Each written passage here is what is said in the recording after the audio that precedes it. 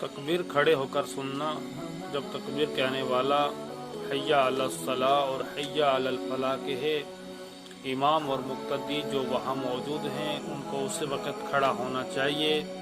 मगर बाज़ जगह शुरू तकबीर से खड़े होने का रवाज पड़ गया है और वो लोग इस रवाज पर इतने अड़े जाते हैं कि हदीसों और फ़िक़ही किताबों की परवाह नहीं करते और मनमानी ज़िद और हट दर्मी से काम लेते हैं।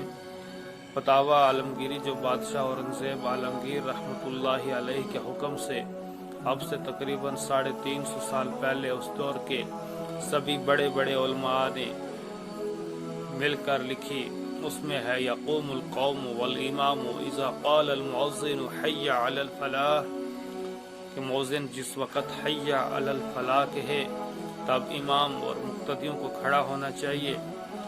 फतावा आलमगीरी जिल्द 1 किताब उस्सलाह बाबुल अज़ान। और इसी तरह फतावा आलमगीरी में है कि जुम्मा की अज़ान सानी जो है वो मस्जिद से बाहर होनी चाहिए, बल्कि लिखा है ला युज़ानु फिल मस्जिद, मस्जिद में कोई अज़ान ना दी जाए।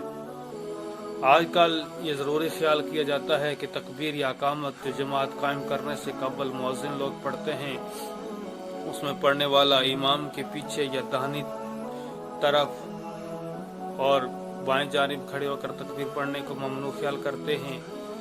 ये गलत फहमी है।